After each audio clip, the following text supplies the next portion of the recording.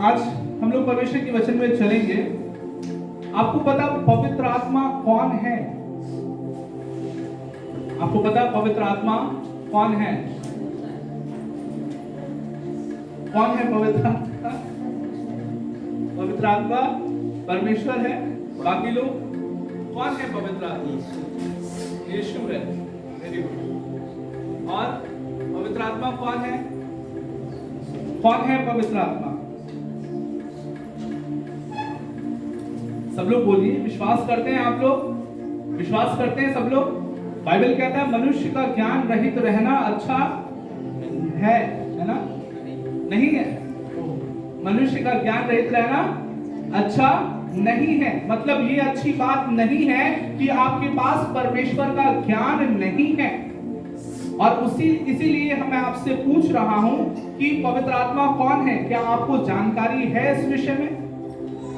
आज के दिन मेरे प्रियो, पवित्र आत्मा के विषय में बहुत से लोग अनजान हैं। और जब हम पवित्र आत्मा के विषय में अनजान रहते हैं, तभी हमारे जीवन में जो आशीष हमें मिलनी चाहिए वो आशीष हमें नहीं मिल पाती है। कई बार हमारे जीवन में जो परमेश्वर का वचन कहता है आशीष देने के विषय में, वो आशीष हम अपने जीवन में प्राप्त नहीं कर पाते हैं। और कई बार ऐसा भी होता है कि शैतान हमारे जीवन को इस्तेमाल कर जाता है। तो जब आपके पास परमेश्वर के वचन का सही ज्ञान होगा, तब आप परमेश्वर के वचन के द्वारा बढ़ेंगे और आशीषित होंगे, और शैतान भी आपको इस्तेमाल नहीं कर पाएगा। हालेलुया।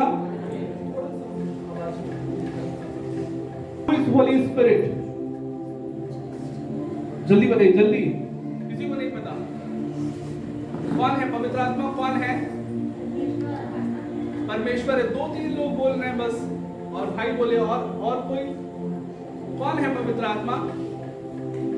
बताइए। परमेश्वर ही पवित्र आत्मा है। और बाकी लोग? हालेलुया। मेरे प्रियो, अगर आप परमेश्वर पर विश्वास कर रहे हैं और आपको परमेश्वर के बारे में जानकारी ही नहीं है, तो आपका विश्वास करना कैसा अच्छा होगा? आपके विश्वास करने से फल आपको मिलेगा नहीं। आपके पास अगर परमेश्वर के वचन की जानकारी ही नहीं है, तो आपका विश्वास करना व्यर्थ है ना? और बाइबल क्या कहती है कि ज्ञान न रहने के कारण मेरी प्रजा नष्ट हो जाती है। तो क्या आप नाश होना चाहते हैं? आपने परमेश्वर को जान लिया, लेकिन क्या उसके सच्चे ज्ञान को आपको प्राप्त करना जरूरी है या नहीं जरूरी है? हालेलुया। मेरे प्रियो, परमेश्वर ये चाहता है, मैं फिर से उस वचन को बोलूंगा, परमेश्वर ये चाहता है कि मनुष्य का ज्ञान रहित रहना अच्छा नहीं है। अर्थात परमेश्वर चाहते हैं कि हमारे पास परमेश्वर के वचन का ज्ञान हो। और प्रतिदिन जब आप यहाँ संडे को आते हैं, प्रति रविवार आप परमेश्वर के वचन के ज्ञान में आपको बढ़ना आवश्यक है, ताकि आप परमेश्वर को समझ सकें। और जितना परमेश्वर को समझेंगे, उतना परमेश्वर की ज्योति, परमेश्वर की शांति, उसका आनंद आपके जीवन में वास करेगा। हालेलुया। तो परमेश्वर, हमारा परमेश्वर कैसा परमेश्वर है? हमारा परमेश्वर त्रिएक परमेश्वर है। कैसा परमेश्वर है? त्रिएक परमेश्वर है। और उस परमेश्वर को हम त्रिएक कैसे कह रहे हैं? पहला इसका जो भाग है पिता परमेश्वर, पहले भाग में क्या है? पिता परमेश्वर, दूसरे में पुत्र परमेश्वर, और तीसरे में पवित्र आत्मा परमेश्वर। अर्थात हमारा परमेश्वर कैसा परमेश्वर है? हमारा परमेश्वर त्रिएक परमेश्वर है। और हम कैसे जान सकते हैं त्रिएक परमेश्वर है? और ये वचन में कहां मिलता है? आइए हम देखेंगे मत्ती रचित सुसमाचार, उसके 28 अध्याय और उसके 19 पद में लिखा है हमारा परमेश्वर त्रिएक परमेश्वर है। और त्रिएक परमेश्वर कैसे है यहाँ पे लिखा हुआ है, और उसके बारे में वर्णन दिया है। और ये जो मैं आपको बता रहा हूँ, ये अपने मन से नहीं बता रहा, परंतु वचन में त्रिएकता के बारे में लिखा है कि हमारा परमेश्वर कैसा परमेश्वर है? त्रिएक परमेश्वर है। मत्ती रचित सुसमाचार 28 अध्याय उसके 19 पद में मैं पढ़ूंगा आपके लिए। इसलिए तुम जाओ, सब जातियों के लोगों को चेला बनाओ और उन्हें पिता, पुत्र और पवित्र आत्मा के नाम से बपतिस्मा दो। क्या लिखा है? पिता, पुत्र और पवित्र आत्मा। अर्थात हमारा जो परमेश्वर है वो कैसा परमेश्वर है? वो त्रिएक परमेश्वर है। और त्रिएक परमेश्वर में कौन कौन आता है? पिता परमेश्वर, पुत्र परमेश्वर और पवित्र आत्मा परमेश्वर। मेरा ये सवाल था आपसे कि पवित्र आत्मा कौन है? और कुछ लोगों ने बताया कि पवित्र आत्मा परमेश्वर है। और ये जवाब जो है वो सही जवाब है कि पवित्र आत्मा कौन है? पवित्र आत्मा परमेश्वर। बोलिए, पवित्र आत्मा कौन है? पवित्र आत्मा परमेश्वर है। कौन है पवित्र आत्मा? परमेश्वर। पवित्र आत्मा कौन है? परमेश्वर। जोर से बोलिए, आवाज नहीं आ रही। पवित्र आत्मा कौन है? परमेश्वर। पवित्र आत्मा परमेश्वर है। एक बार और, कौन है? परमेश्वर। परमेश्वर है। पवित्र आत्मा कौन है? पवित्र आत्मा परमेश्वर है।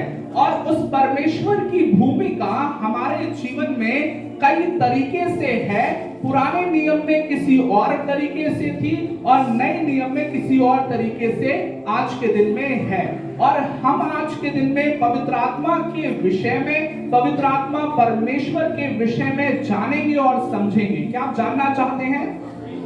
क्या आप जानना चाहते हैं? पवित्र आत्मा परमेश्वर के विषय में आज के दिन हम लोग देखेंगे। तो हम सबसे पहले उत्पत्ति उसका 1 अध्याय उसके 2 पद को निकालेंगे और साथ ही में उत्पत्ति 3 अध्याय उसके 8 पद को भी पढ़ेंगे। उत्पत्ति 1 अध्याय उसके 2 पद को मैं पढ़ूंगा आपके लिए। उत्पत्ति 1 अध्याय उसका 2 पद और उत्पत्ति 3 अध्याय उसके 8 पद को हम लोग साथ ही में पढ़ेंगे। इसमें इस प्रकार से लिखा है, उत्पत्ति 1 अध्याय 2 पद में, पृथ्वी बेडोल और सुनसान पड़ी थी और गहरे जल के ऊपर अंधियारा था तथा परमेश्वर का आत्मा जल के ऊपर मंडराता था। अर्थात पवित्र आत्मा के विषय में लिखा है। और ये पवित्र आत्मा के विषय में क्या वचन बता रहा है? वचन बता रहा है कि परमेश्वर का आत्मा जल के ऊपर मंडराता था। अर्थात परमेश्वर का आत्मा पृथ्वी पर आता था और आने के बाद क्या होता था? आकर के चला जाता था। क्या होता था? पुराने नियम के अनुसार पवित्र आत्मा क्या करता था? पवित्र आत्मा आते थे और क्या होते थे? चले जाते थे। ठीक है, वो रहते नहीं थे। और 3 अध्याय उसके 8 पद में देखें क्या लिखा हुआ है। तब यहोवा परमेश्वर जो दिन के ठंडे समय वाटिका में फिरता था। क्या लिखा है? दिन के ठंडे समय कहां फिरता था? वाटिका में फिरता था। अर्थात परमेश्वर जो है, परमेश्वर का आत्मा जो है, वो कह सकते हैं कि ठंडे समय में प्रतिदिन क्या होता था? वाटिका में क्या करता था? फिरता था। अर्थात इस वचन के अनुसार अगर हम देखेंगे तो पवित्र आत्मा इस संसार में, इस पृथ्वी पर पुराने नियम के अनुसार आता था और क्या होता था? वापस चला जाता था। ठंडे समय में आता था और वहां फिरता था पुराने नियम के अनुसार। और पवित्र आत्मा कई बार जब मनुष्यों की सृष्टि हुई, ये तो मैं उस समय पढ़ रहा हूं जब मनुष्य की सृष्टि नहीं हुई थी, और जब मनुष्य की सृष्टि हुई उसके बाद पवित्र आत्मा क्या करता था? पवित्र आत्मा लोगों का अभिषेक करता था। क्या करता था?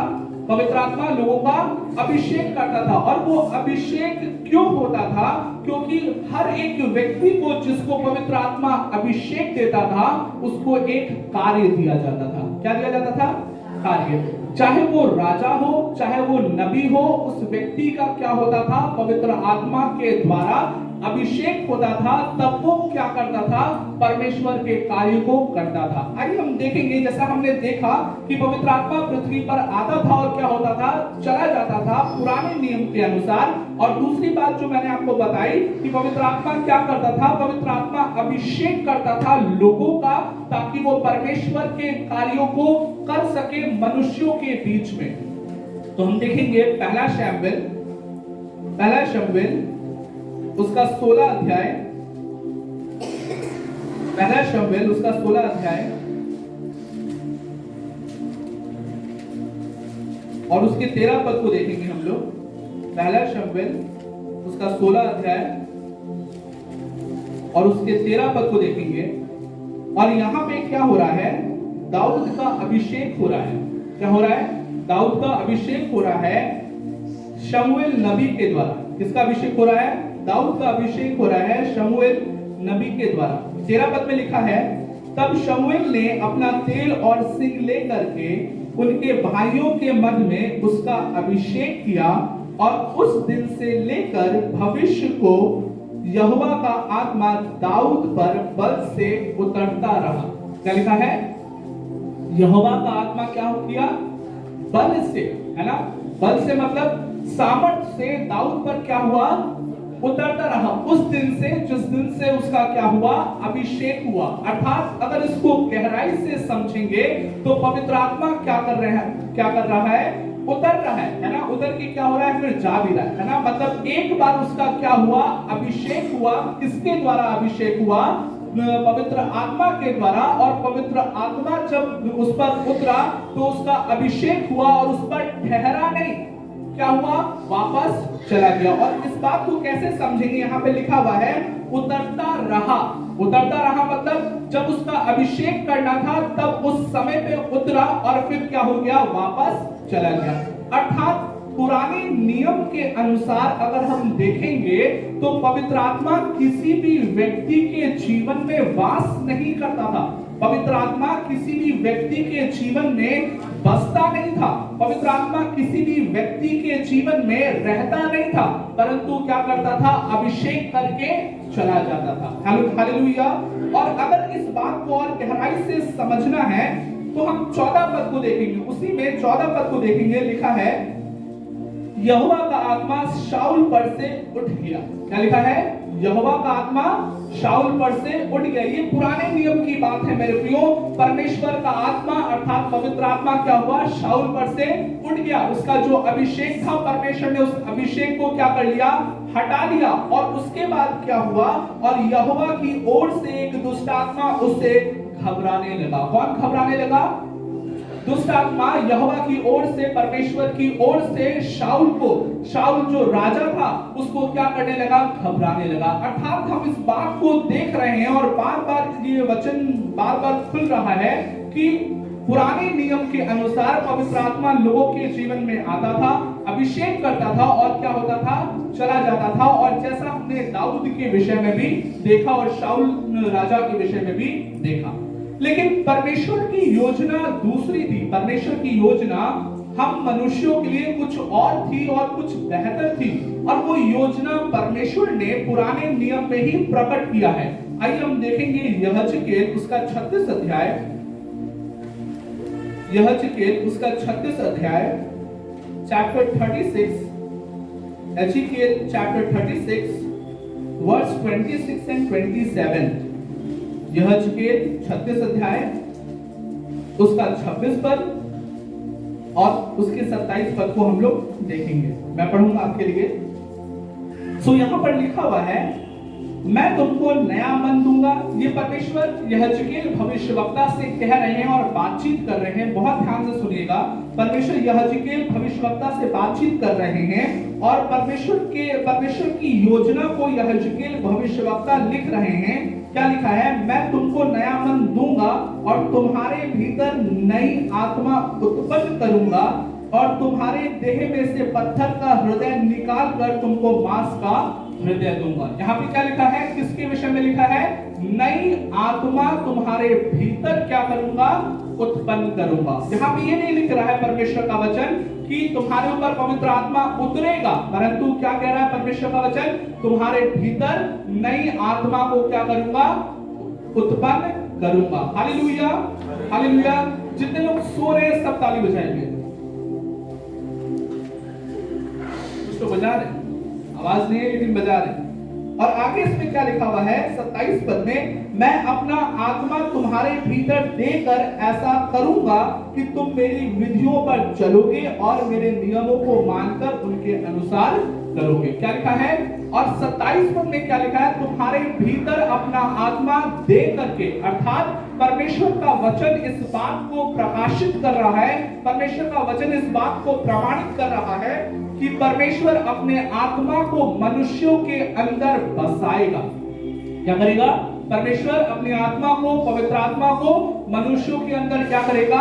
बसाएगा। और इसकी भविष्यवाणी कहां हो गई? इसकी भविष्यवाणी यहेजकेल उसके 36 अध्याय उसके 26 और 27 पद में हो गया। और इसी विषय में नए नियम में अगर हम देखेंगे तो प्रभु यीशु मसीह भी कुछ कह रहे हैं। तो प्रभु यीशु मसीह भी हमें बता रहे हैं और वो उसका वर्णन मिलता है यूहन्ना उसका 14 अध्याय, यूहन्ना उसका 14 अध्याय और उसके 16 पद से हम पढ़ेंगे और इस बात पर हम थोड़ा मनन भी करेंगे। यूहन्ना उसका 14 अध्याय उसके 16 पद, यूहन्ना रचित सुसमाचार उसका 14 अध्याय और उसके 16 पद से मैं आपके लिए पढ़ूंगा। इसमें लिखा है, मैं पिता से विनती करूंगा और वह तुम्हें एक और सहायक देगा कि वह सर्वदा तुम्हारे साथ रहे, अर्थात सत्य का आत्मा, जिसे संसार ग्रहण नहीं कर सकता क्योंकि वह न उसे देखता है और न उसे जानता है। तुम उसे जानते हो क्योंकि वह तुम्हारे साथ रहता है और वह तुम में होगा। हालेलुया। ये वचन क्या है? ये वचन नए नियम से है और ये परमेश्वर की प्रतिज्ञा है। परमेश्वर की प्रतिज्ञा किसके लिए है? सहायक के लिए है, पवित्र आत्मा के लिए है कि परमेश्वर अपनी आत्मा को मनुष्यों के अंदर क्या करेगा? बसाएगा। आज कितने लोग विश्वास करते हैं कि पवित्र आत्मा उनके अंदर है? बस सब लोग विश्वास नहीं करता। मैं विश्वास करता हूं कि परमेश्वर का आत्मा मेरे अंदर वास करता है। और यहाँ इस प्रतिज्ञा को अगर समझेंगे तो यीशु मसीह क्या कह रहे हैं वचन में? मैं पिता से विनती करूंगा, अर्थात यीशु मसीह कह रहे हैं कि मैं पिता से प्रार्थना करूंगा। और प्रार्थना किस लिए करूंगा? कि वो पवित्र आत्मा को भेज दे, इस संसार में भेज दे, ताकि वो पवित्र आत्मा लोगों के अंदर वास करे और वो पवित्र आत्मा लोगों के अंदर बसे। आज कई बार मेरे प्रियो ऐसा होता है, आप कई प्रचारों में ये सुनेंगे कि जब तक आप पवित्र आत्मा को बुलाएंगे नहीं तब तक पवित्र आत्मा आएगा नहीं। जब तक आपको अगर पवित्र आत्मा चाहिए तो आपको प्रार्थना करना पड़ेगा, आपको बुलाना पड़ेगा। लेकिन मेरे प्रियो, यहाँ पे वचन क्या कह रहा है कि यीशु मसीह ने पवित्र आत्मा को इस संसार में लाने के लिए पिता से पहले ही विनती कर दी है। पवित्र आत्मा को हमारे अंदर बसाने के लिए प्रभु यीशु मसीह ने विनती कर दी है। और अगर हम उसकी विनती पर विश्वास कर रहे हैं तो हमें दोबारा प्रार्थना करने की जरूरत नहीं है कि पवित्र आत्मा आप मेरे जीवन में आइए। हमें विश्वास करने की जरूरत है और जब हम विश्वास करेंगे तो वो पवित्र आत्मा हमारे अंदर बसा होगा और बस चुका है। हालेलुया। क्या आप समझ रहे? कई बार हम ऐसे प्रचारों को सुनते हैं जिसमें यह बोला जाता है कि आपको पवित्र आत्मा को पाने के लिए पवित्र आत्मा को बुलाना पड़ेगा। लेकिन यहाँ पर बुलाने के लिए परमेश्वर ने, यीशु मसीह ने प्रार्थना कर दी है और लिखा है, मैं पिता से प्रार्थना करूंगा, मैं पिता से विनती करूंगा और वह तुम्हें एक और सहायक देगा। किसके लिए विनती करेगा? कि पवित्र आत्मा लोगों को मिल जाए। और किस लिए विनती करेगा? ताकि जब लोगों को पवित्र आत्मा मिल जाए तो वो पाप से दूर हो जाए। जब लोगों को पवित्र आत्मा मिल जाए तो वो परमेश्वर के वचन के अनुसार अपना जीवन चलाने लगे। वो किस लिए विनती कर रहा है? क्योंकि पवित्र आत्मा जब लोगों के जीवन को मिल जाएगा तो वो पाप से घृणा करेंगे परंतु परमेश्वर से प्रेम करेंगे। मेरे प्रियो, आज के दिन ये सवाल उठता है, जैसे मैंने आपसे पूछा कि परमेश्वर ने, यीशु मसीह ने प्रार्थना तो किया है, लेकिन क्या आप विश्वास करते हैं कि आपके पास पवित्र आत्मा है? मैं ये विश्वास करता हूं कि मेरे पास पवित्र आत्मा है। लेकिन अगर आप में से कुछ लोग इस बात को नहीं मानते हैं या नहीं जानते हैं कि आपके अंदर पवित्र आत्मा है, तो आज के दिन मैं उसके विषय में आपसे बताऊंगा और आपसे बातचीत करूंगा। लेकिन यीशु मसीह ने क्यों प्रार्थना किया? यीशु मसीह ने क्यों प्रार्थना किया कि वो परमेश्वर सहायक को भेजे? यीशु मसीह इसलिए प्रार्थना किया ताकि वो सहायक आए और हम में वास करे। और अगर हम आज फिर से वो प्रार्थना करते हैं कि पवित्र आत्मा हम आपका स्वागत करते हैं, पवित्र आत्मा आप आइए, तो इसका मतलब ये है कि हमने यीशु मसीह की प्रार्थना पर विश्वास नहीं, हमने यीशु मसीह की प्रार्थना को नहीं स्वीकारा, हमने यीशु मसीह के प्रार्थना के इस वचन को अपने जीवन में नहीं पालन किया। इसीलिए हम क्या करते हैं कि उस परमेश्वर से प्रार्थना करते हैं कि पवित्र आत्मा आप आइए। मेरे प्रियो, आज के दिन हमें पवित्र आत्मा को बुलाने की जरूरत नहीं है। आज के दिन हमें सत्य को जानने की जरूरत है, और जब हम सत्य को जानेंगे तो वो पवित्र आत्मा हमारे अंदर जरूर वास करेगा। और वो सत्य क्या है, आइए हम देखते हैं। पहला कुरिन्थियों उसका 3 अध्याय उसके 16 पद में क्या लिखा है। पहला कुरिन्थियों उसका 3 अध्याय और उसके 16 पद में क्या लिखा है, कोई भी जन पढ़ेगा इसको। क्या तुम नहीं जानते कि तुम परमेश्वर का मंदिर हो और परमेश्वर का आत्मा तुम में वास करता है। हालेलुया। क्या परमेश्वर का वचन कह रहा है, क्या तुम नहीं जानते कि तुम परमेश्वर के मंदिर हो और परमेश्वर का आत्मा तुम में वास करता है। अर्थात परमेश्वर ने हम विश्वास करने वालों को क्या बनाया है, मंदिर बनाया है। इस देह को परमेश्वर ने क्या बनाया है, मंदिर बनाया है। और किसका मंदिर बनाया है, पवित्र आत्मा का मंदिर बनाया है। मेरे प्रियो, आज के दिन अगर हम यीशु मसीह के सुसमाचार पर विश्वास कर रहे हैं तो हम क्या हैं, हम पवित्र आत्मा के मंदिर हैं। और पवित्र आत्मा के जब हम मंदिर हैं तो हमारे अंदर कौन वास करेगा, हमारे अंदर उस परमेश्वर का आत्मा वास करेगा। तो हमें इस बात के लिए आज के दिन हमें कॉन्फिडेंस होना चाहिए कि जब हम यीशु मसीह के सुसमाचार पर विश्वास कर रहे हैं तो उसका आत्मा हमारे जीवन में क्या करेगा, वास करेगा। एक वचन और पढ़ेंगे, पहला कुरिन्थियों उसका 6 अध्याय और उसके 19 पद में यही बात लिखी हुई है, मैं पढ़ूंगा आपके लिए। इसमें लिखा है, क्या तुम नहीं जानते कि तुम्हारी देह पवित्र आत्मा का मंदिर है। परमेश्वर कह रहा है कि क्या तुम नहीं जानते, या तुम विश्वास नहीं कर रहे, या तुम ईमान नहीं ला रहे, या तुम विश्वास नहीं कर पा रहे हो कि तुम्हारी जो देह है वो क्या है, वो पवित्र आत्मा का मंदिर है। हालेलुया। परमेश्वर ने हमें क्या बनाया है, हमें अपने लहू से मोल लिया है, और लहू से मोल ले करके उस परमेश्वर ने हमें क्या बना दिया, हमें पवित्र आत्मा का मंदिर बना दिया, ताकि वो पवित्र आत्मा हम में वास करे और हमारे द्वारा परमेश्वर का सुसमाचार इस जगत में फैले, और हमारे द्वारा परमेश्वर के लिए बहुत सी आत्माएं बचा ली जाए। हालेलुया। ये परमेश्वर की योजना है जो हमें नए नियम में समझना है। पुराने नियम में पवित्र आत्मा का जो कार्य है वो कुछ दूसरा है, लेकिन नए नियम में जो पवित्र आत्मा का कार्य है वो कुछ दूसरा है। पुराने नियम में पवित्र आत्मा आता था, अभिषेक करता था, चला जाता था, लेकिन नए नियम में पवित्र आत्मा हमारे अंदर वास करता है। पवित्र आत्मा हम में वास करता है। पवित्र आत्मा के हम मंदिर हैं और हमारे अंदर पवित्र आत्मा क्या करता है, वास करता है। और कई बार मेरे प्रियो ऐसा प्रश्न उठता है कि क्या पवित्र आत्मा हमको छोड़ के नहीं जाता। कई बार हमारे मन में ऐसा प्रश्न उठता है, लोग कहते हैं, प्रचारक कहते हैं कि तुम ये गलत काम करोगे तो परमेश्वर का आत्मा चला जाएगा, तुम ये गलत काम करोगे तो परमेश्वर का आत्मा छोड़ देगा तुमको। लेकिन मैं आपको बताना चाहता हूं आज के दिन में कि परमेश्वर का वचन कहता है कि पवित्र आत्मा हमें कभी नहीं छोड़ता।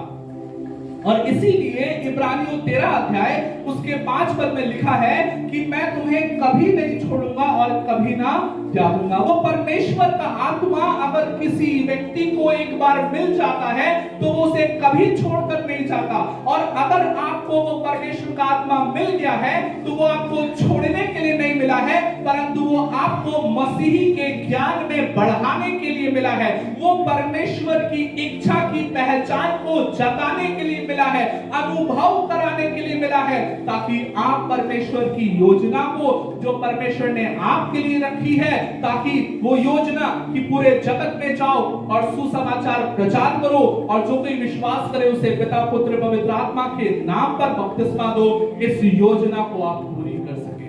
और वो पवित्र आत्मा हमारे जीवन में क्यों बसाया है, ताकि हम उसकी योजना, सुसमाचार के प्रचार की योजना, आत्माओं को बचाने की योजना को अपने जीवन में पूरी कर सके।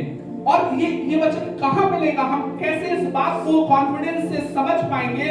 इफिसियों 1 अध्याय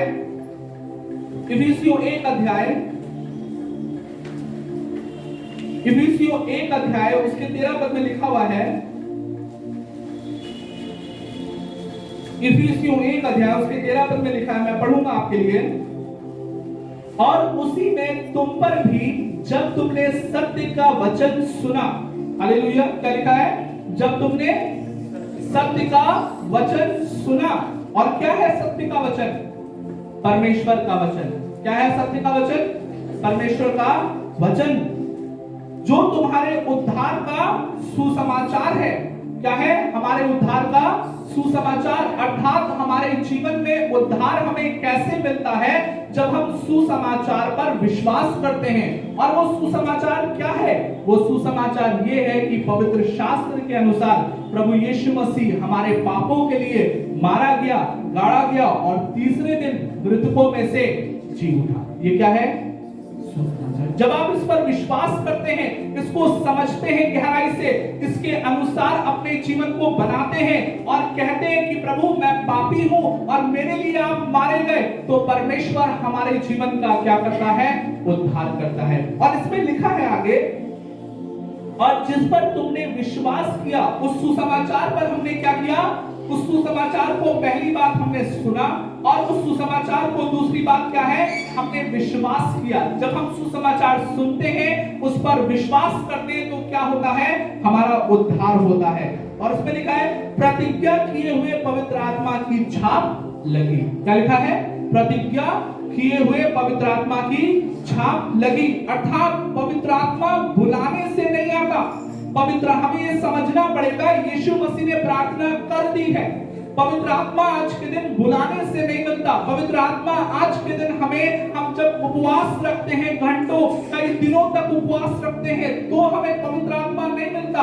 हमें सही ज्ञान रखना है। हमें पवित्र आत्मा कब मिलता है? जब हम सुसमाचार को सुन करके उस पर विश्वास करते हैं, तो पवित्र आत्मा की छाप हमारे जीवन में लगा दी जाती है। क्या विश्वास कर रहे हैं इस बात पर? ये एक महत्वपूर्ण बात है मेरे प्रियो, और कई बार लोग इस बात की गहराई को नहीं समझ पाते हैं। और छाप लगी, इसमें लिखा हुआ आगे, अगर हम 13 पद के लास्ट वर्ड्स को देखेंगे, प्रतिज्ञा की हुई पवित्र आत्मा की छाप लगी। हालेलुया। कब लगी? जब तुम्हारा उद्धार होता है, जब हमारे जीवन का उद्धार होता है, तब हमारे जीवन में क्या होता है? पवित्र आत्मा की छाप लग जाती है। और छाप का मतलब है, इंग्लिश बाइबल में देखेंगे तो उसमें उसका मतलब है seized by the holy spirit. Hallelujah. क्या लिखा है? क्या मतलब होता है? Seized by the holy spirit, मतलब परमेश्वर हमारे जीवन में अपने आत्मा को क्या कर देता है?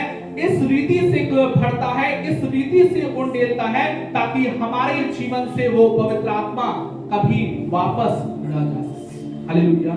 क्या आप समझ रहे हैं इस बात को? अर्थात हमें ये समझने की जरूरत है कि अगर आप ये सोच रहे हैं कि पवित्र आत्मा हमें छोड़ देगा, कई बार पुराने नियम में दाऊद की ये प्रार्थना है कि अपना आत्मा मुझसे अलग ना कर। ये प्रार्थना, ये पुराने नियम की प्रार्थना है। आज के दिन पवित्र आत्मा हमें छोड़ करके कभी नहीं जाता। हालेलुया।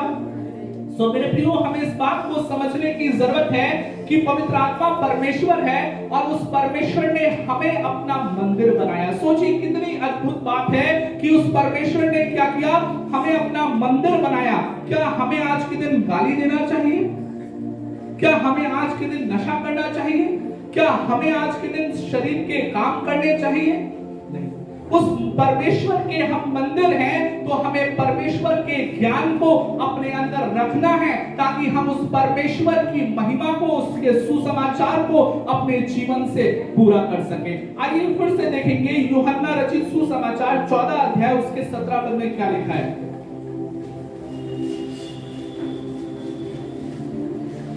यूहन्ना रचित सुसमाचार उसका 14 अध्याय उसके 17 पद में क्या लिखा है? इसमें लिखा है, अर्थात सत्य का आत्मा जिसे संसार ग्रहण नहीं कर सकता। उस पवित्र आत्मा को संसार ग्रहण नहीं कर सकता। अर्थात इसका मतलब है कि जब तक संसार उस सुसमाचार पर विश्वास नहीं करेगा, वो उस पवित्र आत्मा को ग्रहण नहीं कर सकता। मैं इस बात को समझता हूं कि परमेश्वर ने जो सबसे बड़ा गिफ्ट हमें दिया है, वो होली स्पिरिट के थ्रू हमें दिया है। होली स्पिरिट हमारे जीवन के लिए, पवित्र आत्मा हमारे जीवन के लिए, पूरी मनुष्य जाति के लिए एक बहुत बड़ा तोहफा है परमेश्वर की तरफ से, क्योंकि ये एक तोहफा ऐसा है जिसको इंसान संसार अन्य जाति रुपयों से, किसी अन्य बहुमूल्य वस्तु से खरीद नहीं सकता। ये कैसे मिलता है? केवल यीशु मसीह पर सच्चे विश्वास के द्वारा। ये कैसे मिलता है? जब आप प्रभु यीशु मसीह के सुसमाचार पर विश्वास करते हैं, तब हमें क्या मिलता है? पवित्र आत्मा मिल जाता है। और इस बात को याद रखिए कि जिस व्यक्ति का उद्धार हो चुका है, जिस व्यक्ति यीशु मसीह पर विश्वास करता है, उसके सुसमाचार पर विश्वास करता है, उसको पवित्र आत्मा मिल गया है, उसके जीवन में शैतान का आत्मा अर्थात दुष्ट आत्मा कभी प्रवेश नहीं कर सकता। और इसीलिए ऐसा होता है मेरे प्रियो कि जब उद्धार पाए हुए लोग किसी दुष्ट आत्मा ग्रसित व्यक्ति के लिए प्रार्थना करते हैं तो वो ग्रसित नहीं हो जाते। हालेलुया। सो हमारे जीवन में पवित्र आत्मा क्या है? हमें वो सामर्थ्य देता है, हमें परमेश्वर से जोड़ता है और हमें दुष्ट की शक्तियों से क्या करता है? बचा करके रखता है। मेरे प्रियो, हमें इस बात को समझना है। और यीशु मसीह यहाँ पर कह रहे हैं क्योंकि वह न उसे देखता है और न उसे जानता है, तुम उसे जानते हो क्योंकि वह तुम्हारे साथ रहता है और वह तुम में होगा। क्या लिखा है? वह तुम में होगा। अर्थात इस बात का ये कन्फर्मेशन है कि यीशु मसीह की प्रार्थना पूरी होगी। पहले अगर 16 पद में देखें तो क्या लिखा है? मैं पिता से विनती करूंगा। स्टार्टिंग में क्या परमेश्वर का वचन कह रहा है? मैं पिता से विनती करूंगा। और लास्ट में 17 वर्ष में लास्ट में क्या कह रहा है? और वह तुम में होगा। कन्फर्मेशन क्या लिखा है? वह तुम में होगा। मतलब मैं प्रार्थना करूंगा कि परमेश्वर अपने पवित्र आत्मा को भेजे और भेज करके वापस न चले जाए, परंतु अब वो पवित्र आत्मा हमारे अंदर वास करेगा। हालेलुया। क्या करेगा? वास करेगा। तो क्या आज के दिन आपके अंदर पवित्र आत्मा है?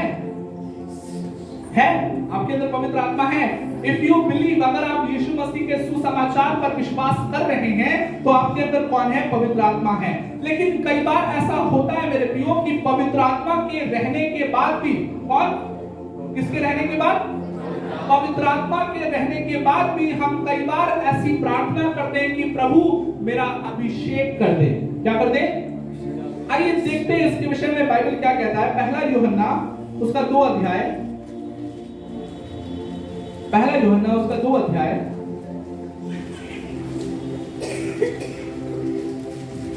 पहला यूहन्ना उसका 2 अध्याय और उसके 27 पद को देखेंगे। इसमें क्या लिखा है? पहला यूहन्ना उसका 2 अध्याय उसके 27 पद को देखेंगे। इसमें इस प्रकार से लिखा हुआ है, परंतु तुम्हारा वह अभिषेक जो उसकी ओर से किया गया तुम में बना रहता है। क्या लिखा है? हालेलुया। क्या लिखा है? क्या रहता है वो? तुम्हारा जो अभिषेक क्या किया गया? परंतु तुम्हारा वह अभिषेक जो उसकी ओर से किया गया। किसकी ओर से? पवित्र आत्मा की ओर से जो तुम्हारा अभिषेक किया गया है, उसे तुम्हें डेली मांगने की जरूरत नहीं है। कई बार मैं सुनता हूं प्रार्थना होती है, अगर आप YouTube में देखें तो कई बार ऐसा होता है कि पवित्र आत्मा के अभिषेक से भर जाइए। मेरे प्रियो, लेकिन परमेश्वर का वचन क्या कह रहा है? परमेश्वर का वचन कह रहा है, परंतु तुम्हारा वह अभिषेक जो उसकी ओर से किया गया है, परमेश्वर की ओर से किया गया है, तुम में बना रहता है। क्या रहता है? बना रहता है। और उस अभिषेक में, उस पवित्र आत्मा में हम बढ़ते कैसे हैं? जितना हम परमेश्वर के वचन को सुनेंगे, जितना हम परमेश्वर के वचन को समझेंगे, अपने जीवन में जितना हम परमेश्वर के वचन के अनुसार चलेंगे, उतना हम परमेश्वर के पवित्र आत्मा से भरते जाएंगे। आज के दिन आपको अभिषेक की जरूरत नहीं है, क्योंकि वो अभिषेक जब हमारा उद्धार होता है उसी समय हो जाता है, क्योंकि अभिषेक करता ही हमारे अंदर है। हालेलुया। क्या आपको अभिषेक की जरूरत है? अभिषेक करता ही तो क्या है? हमारे अंदर परमेश्वर ने बसा दिया। पुराने नियम में परमेश्वर लोगों का अभिषेक करता था और नए नियम में क्या बोला कि मैं तुम्हारा अभिषेक नहीं करूंगा, परंतु तुम जब विश्वास करोगे तो उस पवित्र आत्मा अर्थात अभिषेक करता को तुम्हारे अंदर ही बसा दूंगा। हालेलुया। क्या विश्वास करते हैं? क्या विश्वास करते हैं? क्या इस सिद्धांत को आप समझ पा रहे? ये सच्चाई, ये गहराई, ये गुप्त ज्ञान क्या आप समझ पा रहे? क्या आपकी प्रार्थनाओं में भी ऐसा है कि प्रतिदिन के अभिषेक से भरते जाओ? है ना? लेकिन यहाँ पे परमेश्वर का वचन क्या है? नए नियम में जो बातें हैं हमें उसके अनुसार आज के दिन क्या करना है? अपने जीवन को चलाना है। और वो अभिषेक क्या करता है? वो पवित्र आत्मा क्या करता है? हमारे जीवन में हर विश्वासियों के जीवन के लिए वो पवित्र आत्मा मददगार है। कैसे मददगार है? यूहन्ना रचित सुसमाचार उसका 14 अध्याय, आइए देखिए कैसे वो पवित्र आत्मा हमारी मदद करता है और वो पवित्र आत्मा हमारे लिए क्यों जरूरी है। यूहन्ना रचित सुसमाचार उसका 14 अध्याय उसके 26 पद, इसमें लिखा है, परंतु सहायक अर्थात पवित्र आत्मा जिसे पिता मेरे नाम से भेजेगा वह तुम्हें सब बातें सिखाएगा। क्या लिखा है? जिसे पिता क्या करेगा? मेरे नाम से भेजेगा। किसके नाम से? यीशु के नाम से। अर्थात यीशु मसीह जब स्वर्गारोहण हो जाएगा तब वो पवित्र आत्मा आएगा। और ये जो बातचीत है मेरे प्रियो, ये बातचीत कब की है?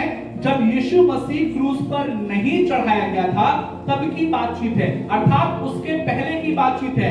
और उसमें यीशु मसीह लोगों को ये समझा रहे हैं, अपने चेलों को ये समझा रहे हैं कि अभी सहायक आना बाकी है। मैं जाऊंगा तो पिता सहायक को भेजेगा, और जब पिता सहायक को भेजेगा, जब पिता पवित्र आत्मा को भेजेगा तो वो तुम्हारी मदद करेगा कि तुम्हें क्या करना है, तुम्हें परमेश्वर में कैसे बढ़ना है। वो तुम्हें सब बातों को सिखाएगा। और वो कौन सी बातें हैं? यहाँ पे लिखा है, वह तुम्हें सब बातें सिखाएगा और जो कुछ मैंने तुमसे कहा है वह तुम्हें स्मरण कराएगा। क्या लिखा है? सब बातें सिखाएगा, वचन की बातों को सिखाएगा, और जो भी बातें मैंने तुमसे कही है उसको क्या करेगा? स्मरण कराएगा। हालेलुया। तो मेरे प्रियो, मैं भी आपको आज के दिन स्मरण कराना चाहता हूं कि आपका उद्धार तो हो गया, लेकिन आप इस बात को पहचानिए कि पवित्र आत्मा आपके अंदर वास करता है। वो सृष्टिकर्ता आपके अंदर वास करता है। वो परमेश्वर आपके अंदर वास करता है जो आपको सिखाएगा। वो पवित्र आत्मा आपके अंदर वास करता है जो आपकी अगुवाई करेगा, जो आपकी मदद करेगा। आज के दिन मेरे प्रियो, हमें इस बात को समझने की जरूरत है। और केवल मैं यहाँ पे कह नहीं रहा, परंतु बाइबल का एक पद मैं लूंगा और उसमें आपको बताऊंगा कि पवित्र आत्मा ने क्या किया, लोगों की मदद किया। और जब हमें पवित्र आत्मा मिलता है, जब हमारा उद्धार होता है, तो हमें क्या करने की जरूरत है? प्रेरितों का काम उसका 1 अध्याय और उसके 8 पद में देखेंगे क्या लिखा है। आज के दिन हमने ये समझ लिया कि हमारा उद्धार हो गया, हमें पवित्र आत्मा मिल गया, लेकिन पवित्र आत्मा मिलने के बाद हमें क्या करना है? यीशु मसीह ने अपने चेलों को बताया। प्रेरितों का काम उसका 1 अध्याय उसका 8 पद में लिखा है, परंतु जब पवित्र आत्मा तुम पर आएगा, अर्थात कब आएगा? जब आप विश्वास करेंगे तब तुम सामर्थ पाओगे। क्या पाओगे? सामर्थ पाओगे। और कई बार मेरे प्रियो, इस सामर्थ पाओगे वचन को लोग गलत तरीके से कोट कर देते हैं, और हमें ये लगता है कि सामर्थ पाओगे का मतलब होता है कि जब तुम किसी के सिर पे हाथ रखोगे तो वो गिर जाएगा, है ना? कई बार हम उसको क्या करते हैं? शक्ति प्रदर्शन करते हैं। लेकिन हमें इस बात को समझने की जरूरत है कि हमारा परमेश्वर, हमारा पवित्र आत्मा परमेश्वर एक शक्ति नहीं है, परंतु एक व्यक्ति है, एक परमेश्वर है। और जब मैं कहता हूं कि वो व्यक्ति है तो इसका मतलब है उसके पास एक पर्सनालिटी है।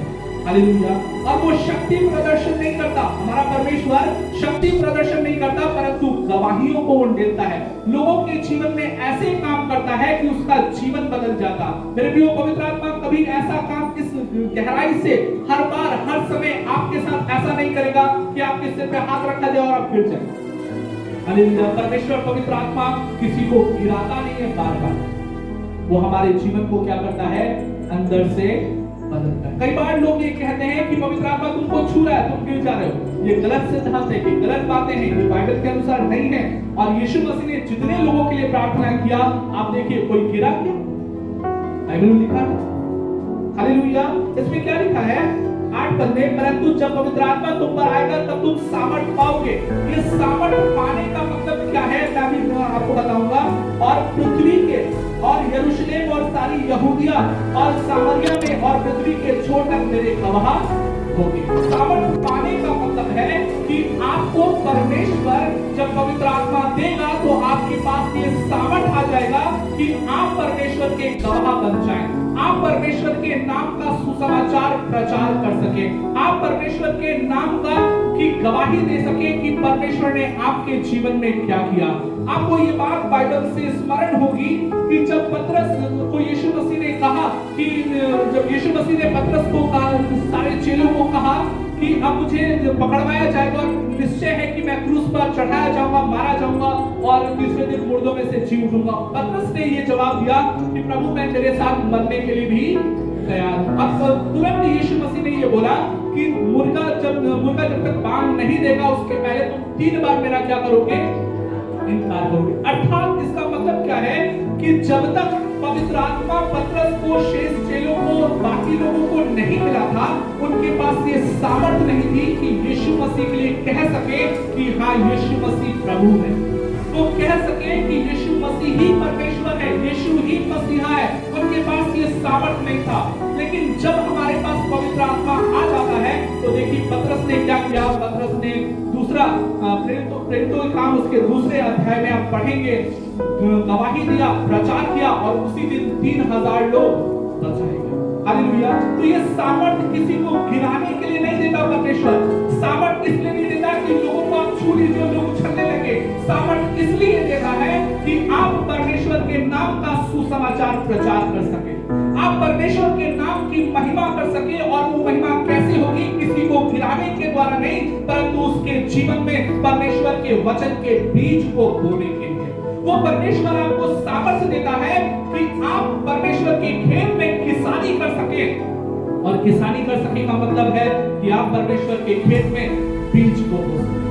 वो परमेश्वर आपको सामर्थ्य देगा, आपके पास बल आएगा कि आप क्या करेंगे, आप निर्णय लेंगे कि मैं उसको जाकर सुसमाचार सुनाऊंगा, उसके जीवन में वचन का बीज बोऊंगा और परमेश्वर आपको ऐसी सामर्थ्य देगा। हालेलुया। कई बार जो पवित्र आत्मा लोग ये कहते हैं कि पवित्र आत्मा आ रहा है, उतर रहा है, लोग हिलने लगते हैं, कांपने लगते हैं। रॉन्ग कॉन्सेप्ट है। वो पवित्र आत्मा आपके जीवन में बस करके शक्ति प्रदर्शन नहीं करता, वो पवित्र आत्मा आपके हृदय को बदलता है, तैयार करता है, सामर्थ्य बनाता है ताकि आप सुसमाचार का प्रचार कर सके। हालेलुया। और यीशु मसीह की प्रार्थना पूरी हो। कैसे पूरी हो गई? प्रेरितों का 2 अध्याय उसके 3 पद से पढ़ेंगे। और उन्हें आग सी जीभें फटती हुई दिखाई दी और उनमें से हर एक पराग ठहरी, वे सब पवित्र आत्मा से भर गए। हालेलुया। क्या हुआ? वे सब पवित्र आत्मा से भर गए। अर्थात पवित्र आत्मा उतरा। और यहाँ क्या लिखा है? भर गए। उतरता रहा नहीं लिखा है, क्या लिखा? भर गए। मतलब वो पवित्र आत्मा उनके अंदर क्या करेगा? वास करेगा। हालेलुया। हालेलुया। सो मेरे प्रियो, ये भी हमारे लिए एक अच्छी बात है। और अच्छी बात क्या है कि सृष्टिकर्ता हमारे साथ है और हमारे अंदर है। हालेलुया।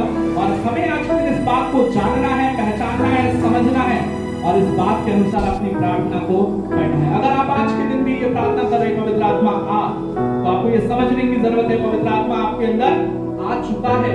जब से आप विश्वास कर रहे हैं तब से आ चुका है, आपको बार बार बुलाने की जरूरत नहीं है।